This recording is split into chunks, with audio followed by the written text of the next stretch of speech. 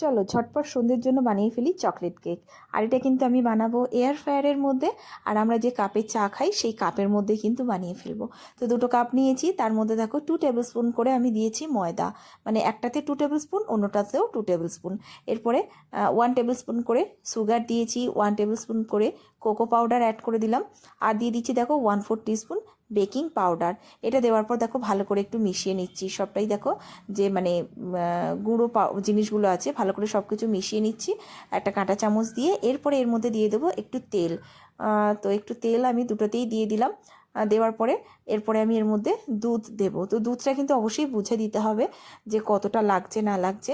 তো আমি প্রথমে কিছুটা দিয়েছি, দেওয়ার পর দেখো ভালো করে মিশিয়ে নেওয়ার পর আমার একটু কম লাগছিল, তো পরে আমি আরেকটু অ্যাড করেছি। তো এইভাবে মোটামুটি যে কেকের যে থিকনেসটা হয়, ঘনত্বটা হয় সেরকমই আনতে হবে। তো দেখো দুটোতেই আমি ভালো করে এইভাবে মিশিয়ে নিচ্ছি, ব্যাটারটা তৈরি করে নিচ্ছি। তো দেখো কেকের ব্যাটার দুটো তৈরি হয়ে গেছে। এরপরে এর মধ্যে দিয়ে দেবো চকলেট। তো চকলেটের 2টো টুকরো আমি নিয়েছি। নেওয়ার পর দেখো আমি দিয়ে দিলাম, আর চামচটা দিয়ে একটু মিডিলে ওটা দিয়ে দিলাম। দেওয়ার পরে এটা আমি এয়ার ফ্রায়ারে বানাবো বললাম, তো এয়ার ফ্রায়ার নিয়েছি। এর মধ্যে 2টো কাপ আমি এখানে রেখে দিলাম। দিয়ে এরপরে 185-তে আমি মোটামুটি 16 থেকে 17 মিনিট মতো এটাকে আমি বেক করে নিয়েছি। তো মোটামুটি 20 মিনিটের মধ্যে হয়ে যাবে, তার আগে।